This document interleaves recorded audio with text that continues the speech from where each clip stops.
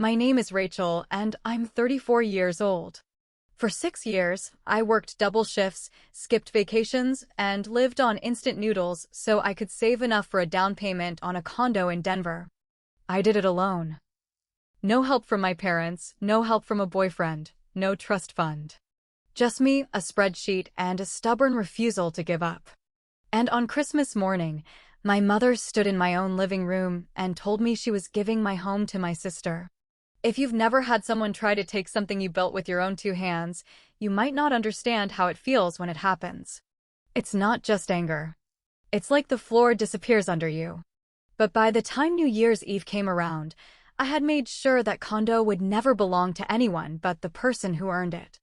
Let me tell you exactly how this played out, because it's a story about family, about entitlement, and about what happens when you finally stop being the reasonable one. I grew up in a house where my younger sister, Emily, was the golden child. She was 2 years younger than me, and from the time we were kids, she got the benefit of the doubt, the extra allowance, she's just going through a phase excuse for everything. I was the responsible one. The one who got good grades so my parents didn't have to worry. The one who got a part-time job at 16 so I could pay for my own car insurance. The one who was expected to just handle things, while Emily was allowed to flounder from job to job, boyfriend to boyfriend, apartment to apartment, always landing softly because someone, usually my parents, was there to catch her. I didn't resent her for that when we were younger. I told myself that's just how families work, that everyone has a different path. But the older I got, the more I realized that the different path always seemed to involve my parents quietly picking up the tab. When I turned 26, I decided I was done renting. I wanted something that was mine. Something no landlord could take away, something no roommate could trash, something that would be an investment in my future instead of money disappearing into someone else's pocket every month. I started saving seriously. I picked up freelance graphic design work on the weekends on top of my full-time marketing job. I didn't go out much. I didn't buy new clothes unless I absolutely needed them. My friends went on trips to Cancun and Portugal, and I stayed home and worked. It took me 4 years to save enough for a solid down payment, and 2 more years of careful budgeting before I finally found the right place, a 2-bedroom condo in a quiet, tree-lined neighborhood in Denver, close to my job, with a view of the mountains from the kitchen window. I remember standing in that empty unit the day I got the keys, just turning in a slow circle and trying to believe it was real. $350,000, and every cent of the down payment was mine. I signed the mortgage in my name only. I furnished it slowly, piece by piece, because I refused to go into debt for furniture after working so hard to avoid debt for the condo itself. For the next 3 years, that condo was my proof that hard work paid off. I hosted holidays there. I hosted my parents' anniversary dinner there. I even let Emily crash on my couch for 2 months when she was between apartments, which, if I'm honest, became a pattern of 3 separate stays over those years. I never charged her rent. I never made her feel unwelcome. I thought I was being a good sister. I had no idea that my own kindness was about to become the very thing used against me. Part 2. The Christmas Announcement. This past Christmas, my parents asked if we could host the holiday at my place instead of theirs, since my condo had more space and, as my mother put it, a nicer dining area for photos. I agreed without thinking twice. I spent almost $2,000 on decorations, food, and gifts. I took time off work to prep. I wanted it to be perfect, because for the first time in years, my whole family would be together under one roof, my roof. Emily arrived late, as usual, but this time she wasn't alone. She brought her boyfriend, a guy named Trevor who I'd met maybe twice before, and I noticed the two of them kept exchanging looks throughout dinner like they were sharing some private joke. I didn't think much of it. Christmas dinner went fine. We ate, we opened presents, we watched an old movie. It felt, for a moment, like the family I always wished we could be. Then, after dessert, my father stood up and cleared his throat in that way he does when he's about to make an announcement. My mother reached into her purse and pulled out an envelope. "We have something special to share," my mother said, practically glowing. Your father and I have been thinking about the future, about fairness, about making sure both our girls are set up for success. I remember smiling, thinking maybe this was going to be some sentimental gesture, a small inheritance gift, something sweet. I was not prepared for what came next. We've decided, my mother continued, that since Emily has had such a hard time getting on her feet, and since you already have this beautiful home, we think it's only fair that Emily inherits the condo. We've already spoken to a lawyer about transferring ownership. I actually laughed. I thought it was a joke. A bad, tone-deaf joke, but a joke nonetheless. Emily was not laughing. She was smiling, that same tight, smug smile she used to give me when we were kids, and she got away with something. My father opened the envelope and pulled out paperwork, actual paperwork, printed and formal, outlining a proposed transfer of the deed from my name to Emily's, in the spirit of family equity. I want to be very clear about something here, because I know some people watching this are going to ask, was there some kind of legal loophole, some technicality where my parents actually had a claim to my condo? The answer is no. My name was the only name on the deed. My name was the only name on the mortgage. I had paid every single payment, every tax bill, every HOA fee, entirely by myself. There was no legal mechanism by which my parents could transfer ownership of a property I fully and solely owned. What they were doing in that moment, standing in my own living room on Christmas Day, was asking me to voluntarily sign my home over to my sister. "You're joking," I finally said, once I found my voice. "Right? This is a joke." My mother's smile faltered. "Rachel, don't make this difficult. You know Emily has struggled. You've always been the strong one. You'll land on your feet no matter what. But Emily needs stability. This is what families do, they support each other." I looked at my father, hoping he'd step in, hoping he'd say this whole thing was absurd. He just nodded along, the way he always did whenever my mother made a decision. My father had spent 30 years letting my mother run the household, and this Christmas was no exception.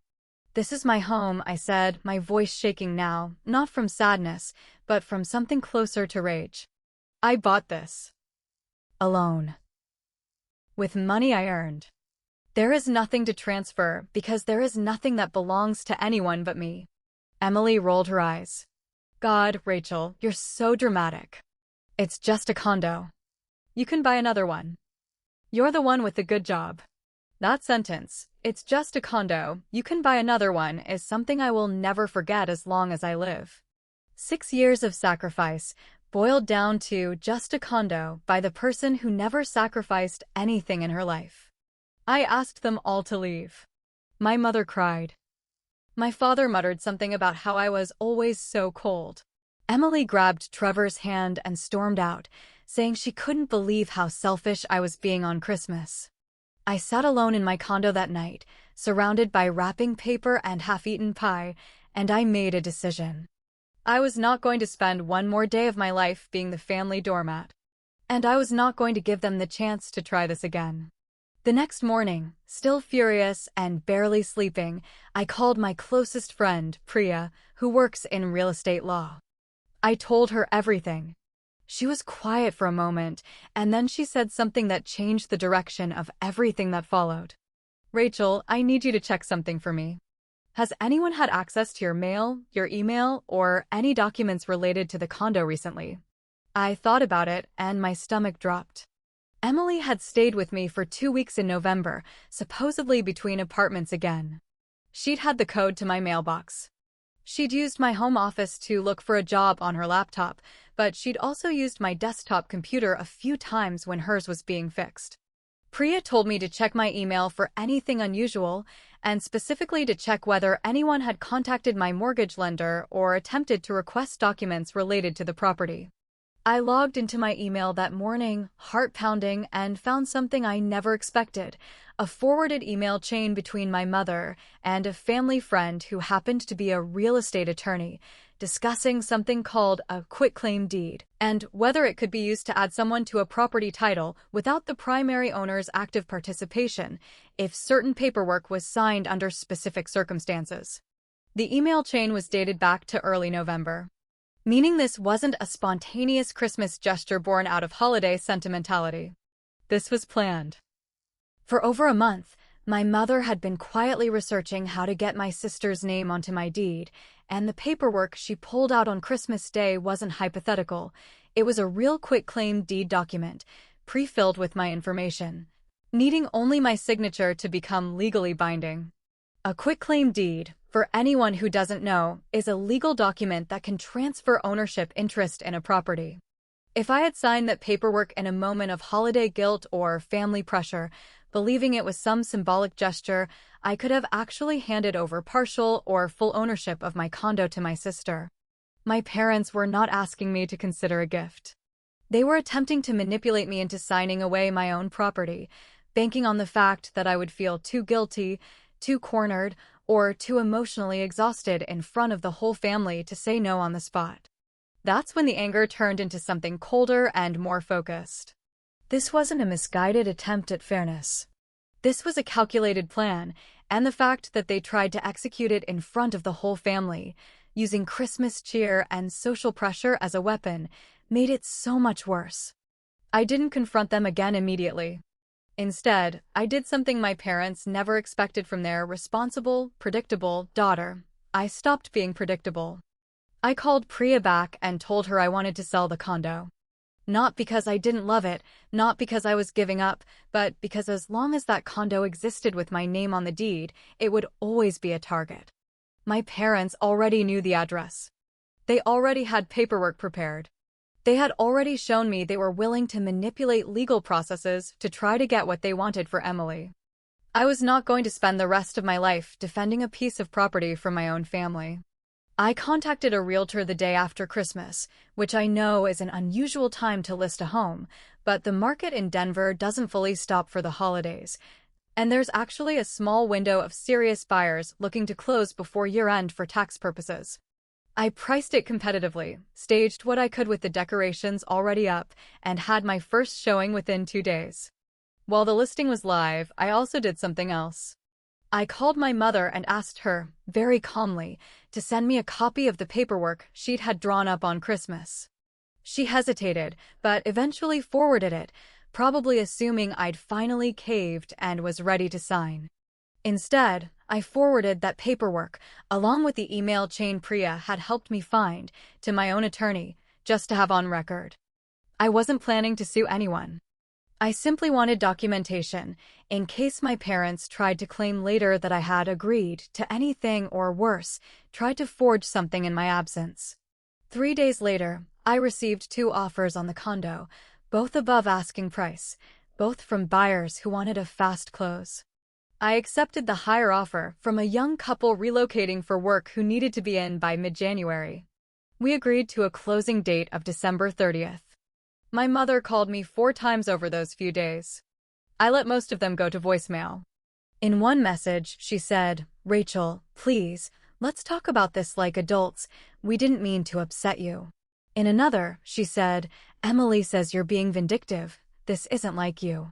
I saved every voicemail. On December 29th, the day before closing, my parents showed up at my condo unannounced. I let them in mostly because I wanted this conversation to happen face-to-face on my terms, in my home, while it was still legally my home. My mother walked in and saw the moving boxes stacked against the wall. Her face went pale. "What is this?" she asked. "I sold the condo," I said.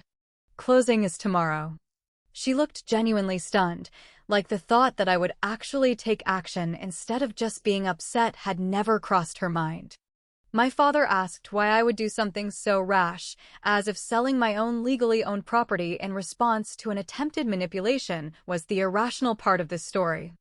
"You tried to get me to sign my home over to Emily," I said. "You had a real estate attorney draw up paperwork before Christmas even happened. You didn't ask me if I wanted to help Emily. You didn't ask if I was even comfortable with the idea. You planned to pressure me into signing something in front of the entire family, hoping I'd be too embarrassed to say no." My mother tried to deny the planning part, insisting it was just exploring options, but I had the email chain. I read a portion of it out loud, the part where she asked the attorney friend how quickly a quitclaim deed could be processed if signed, voluntarily, without complications. My father went quiet. My mother started crying, but this time I didn't feel the familiar pull to comfort her, to smooth things over, to be the one who fixes the family tension. I just let her cry. Emily needs help, my mother finally said. She's your sister. Family helps family. I have helped Emily, I said. For years. I let her stay here rent-free multiple times. I've lent her money I never got back. I've covered for her when she missed family events because of whatever crisis she was in that month. But helping someone and being expected to hand over a home I worked 6 years to afford, alone, are not the same thing. And you didn't even ask me. You tried to trick me into it. My father, who rarely speaks up, finally said something that surprised me. Your mother pushed for this. I told her it felt wrong, but I went along with it because I didn't want another fight in this family. That, more than anything, told me everything I needed to know about the last 30 years of my life. Conflict avoidance had allowed this kind of behavior to happen over and over, and I had been the one absorbing the consequences every time, because I was the one who could handle it. I told them the closing was happening the next day regardless of how this conversation went. I told them I loved them, but that I would not be attending family gatherings for a while, and that if Emily wanted to reach out to apologize, she was welcome to, but I wasn't holding my breath. On December 30th, I signed the final paperwork at the title company, and by the afternoon, the condo that had been the target of my family's scheme no longer belonged to any of us. It belonged to a young couple who were thrilled to start their new life there. The money from the sale, after paying off the remaining mortgage balance, went into a combination of investments and a new down payment fund. I moved into a rental temporarily, giving myself time to decide what I actually wanted next, without family pressure hanging over the decision. Emily texted me on New Year's Eve. Her message wasn't an apology. It was, "I can't believe you sold our family's condo out of spite. You're so petty." I didn't respond. There was no version of that conversation that was going to be productive, and I had spent enough of my life trying to make peace with people who weren't interested in peace, only in getting their way. My mother sent a long email a few weeks into January, half apologizing, half justifying, saying she never meant to hurt me, but also saying she still believed Emily needed the support more. That single sentence told me the apology wasn't really about what she'd done to me. It was about the fact that her plan hadn't worked. It's been several months now. I bought a new place, smaller, in a different neighborhood, and this time, I told absolutely no one in my family the address until after I'd already closed on it. I learned my lesson. My relationship with my parents is distant but civil. My relationship with Emily is, for now, non-existent, and, honestly, I'm at peace with that. Some people only value you for what you can give them, and once you stop giving, you find out very quickly where you actually stand in someone's life. I share this story not to say that families can't work through hard moments, or that every parent who makes a mistake is beyond forgiveness. I share it because I know there are people watching this who have been the responsible one in their family for so long that they've forgotten they're allowed to say no. You are allowed to protect what you built. You are allowed to walk away from people who see your success as something to be redistributed rather than respected. And you are allowed to choose yourself, even during the holidays, even if it disappoints people who were never actually looking out for you in the first place. I didn't sell that condo out of spite. I sold it because it was the only way to make sure no one could ever try that again. And for the first time in a long time, on New Year's Eve, sitting alone in a rental apartment with boxes still half unpacked around me, I felt something I hadn't felt in years around my family: peace. If this story resonated with you, or if you've ever had to protect something you built from people who thought they were entitled to it, I'd love to hear about it. Sometimes the hardest part of growing up isn't building a life for yourself, it's learning who in your family actually wants you to have one.